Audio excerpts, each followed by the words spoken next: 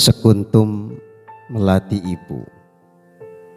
Cerpen Miranda Septiana.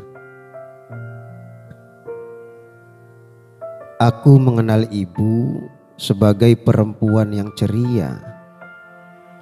Dia sering tertawa, meski aku tidak benar-benar mampu mengeja apakah karena gemar saja atau dia memang sedang bahagia. Satu hal yang pasti, banyak lelucon yang sedatar papan sekalipun mampu memantik gelaknya. Persis seperti bocah usia di bawah 5 tahun yang menganggap anjing tercebur ke kubangan lumpur bukan sebagai masalah, melainkan ajang bermain air dan sabun. Pekerjaan menyebalkan bagi sebagian orang dewasa karena mesti mengulang aktivitas yang sama, padahal bisa dilakukan sekali saja dalam seminggu. Tapi aku suka ibu, suka melihat sudut bibirnya yang tertarik nyaris mencapai tulang pipi. Suka melihat retinanya yang coklat mengembun seperti daun ketika pagi hari. Segalanya lebih menarik, tentu, daripada kau melihat sepasang bahu yang berguncang atau 5 jari yang membekap mulut dengan rapat. Aku tidak suka itu, dan mungkin ibu juga begitu. Karena ambilkan arang dan sekam. Suara ibu merambati udara, beradu deru mesin Alkon yang melewati sungai pengambangan di belakang rumah kami. Aku yang sedang memandangi buah-buah rambutan bergegas menuju teras. Di sudut tempat yang menjadi transisi antara pekarangan dan pintu rumah, tergeletak sekarung kulit padi yang telah menghitam. Juga beberapa bungkus arang yang biasa digunakan untuk membakar ayam atau ikan. Ibu meletakkan di sana, di tempat teduh oleh bayangan dahan belimbing wuluh. Sengaja katanya, agar tidak mengganggu estetika. Karena menurut kepercayaan ibu, sesuatu yang kotor mesti dirahasiakan, sebagaimana yang dilakukan Tuhan terhadap kesalahan manusia. Aku tidak berani membantah. Sepanjang hidup pun tak pernah menganggap ibu salah. Terlebih jika sudah melibatkan Tuhan. Bapak juga begitu. Dia tidak suka mendebat ibu. Paling tidak, demikianlah yang ku tahu sepanjang kebersamaan mereka sebagai orang tua.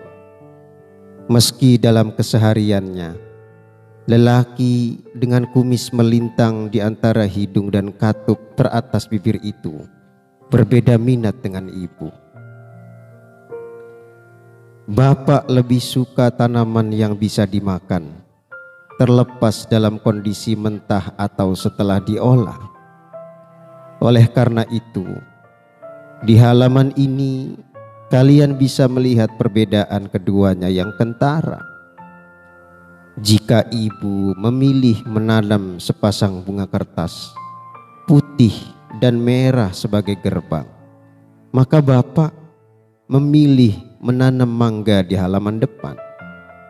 Bila ibu lebih suka menumbuhkan bunga srigading untuk mengawetkan pupur basah, bedak berbahan tepung beras dan air yang biasa dipakainya tatkala menjajakan kembang barenteng dengan jukung Hawaiian, maka bapak condong menanam sepohon belimbing wuluh di seberangnya. Bapak suka menyantap ikan goreng, pepes, dan bakar dengan belimbing wuluh yang dicampur irisan cabai serta bawang merah. Lantaran demikian, Hampir tak sekalipun buah bercita rasa asam sepat itu sempat menghujam tanah. Bapak akan lebih dulu memetiknya tak lama setelah bakal bunga menjelma buah. Ia akan menyusunnya ke dalam toples kaca, menyiram dengan larutan garam, lalu menyimpan di rak gantung sekitar dapur. Sepanjang tahun, kalian bisa melihat deretan toples kaca berisi belimbing wuluh lunak yang berwarna kecoklatan. Bapak suka itu. Ia tidak pernah bosan, tak mau digantikan. Kami menyebutnya jaruk belimbing tunjuk. Selain belimbing wuluh, Bapak juga menaruh perhatian istimewa pada pohon rambutannya. Sekali dalam seminggu, ia akan memupuk akar rambutan yang menyembul ke permukaan dengan gula.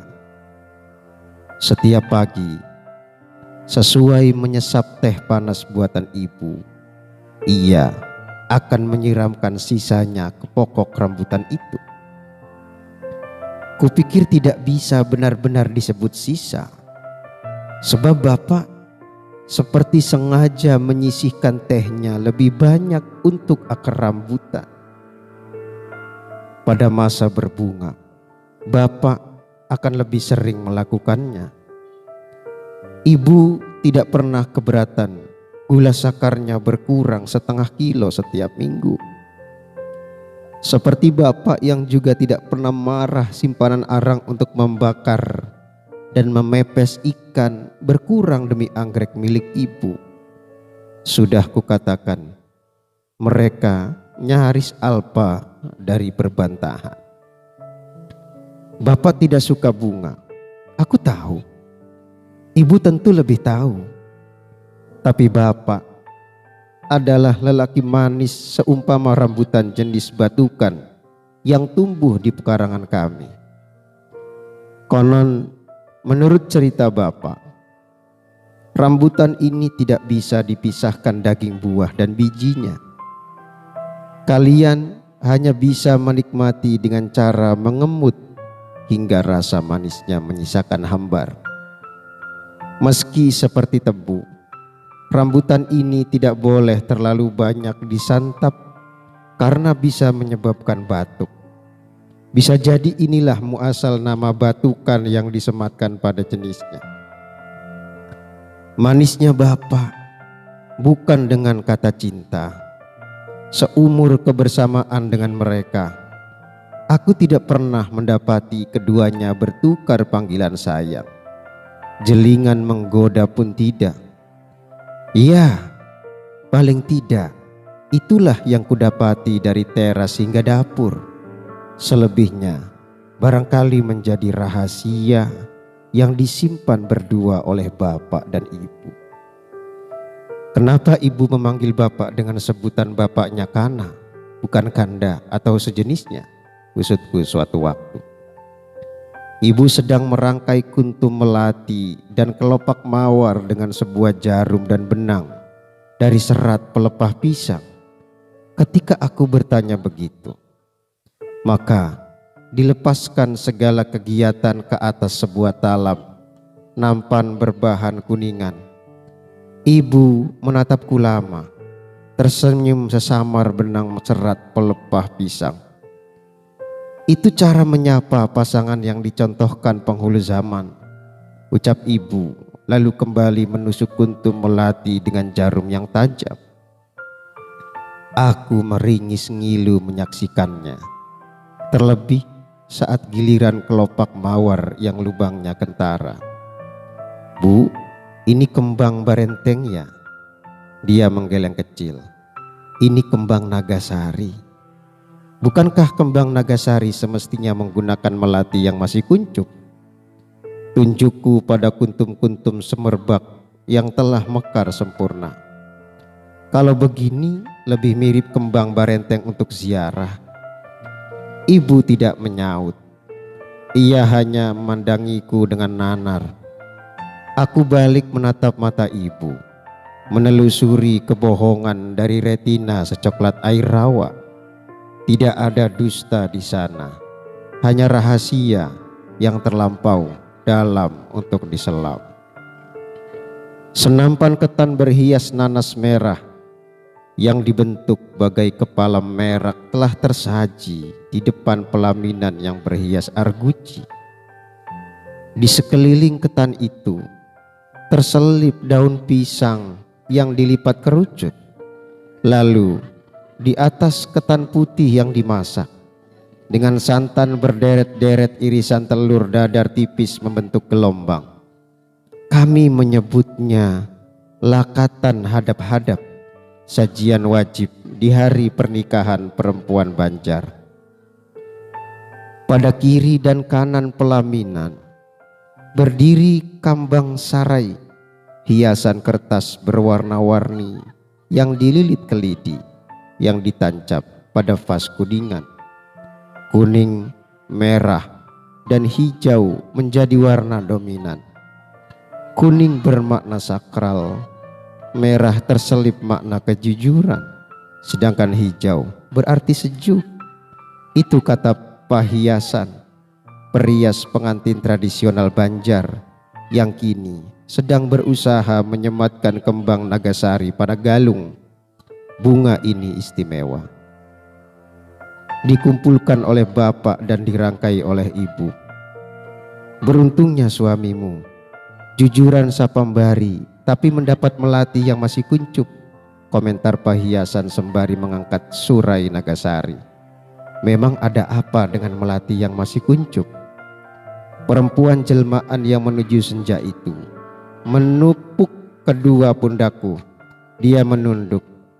Kami bertatapan sesaat di pantulan cermin meja rias yang dihadiahkan calon suamiku sebagai tanda kesanggupannya memenuhi syarat antaran tikar galambu, mengisi kamar mempelai wanita dari teras hingga langit-langitnya.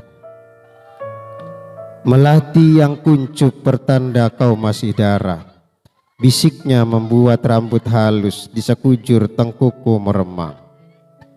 Mataku memicing tajam ke sudut dinding kamar.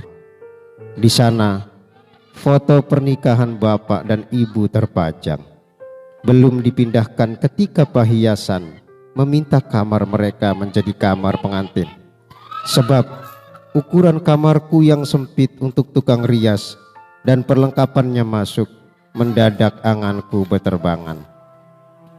Melati pada surai nagasari ibu yang telah mekar, akta kelahiranku yang hanya memuat satu nama orang tua, ibu yang lebih suka menyatukan kelopak bunga yang telah tercerabut dari kuntum, bapak yang sering mengumpulkan bunga ranggas tapi sejujurnya lebih suka menumbuhkan taman yang bisa ia makan. Aku sadar sekarang mereka bukan selalu sepaham, melainkan hampir tak pernah bercakap kecuali perihal anak. Adakah seluruhnya kembang barenteng ibu, rangkaian bunga yang dibawa orang berduka pada pemakaman orang tercinta?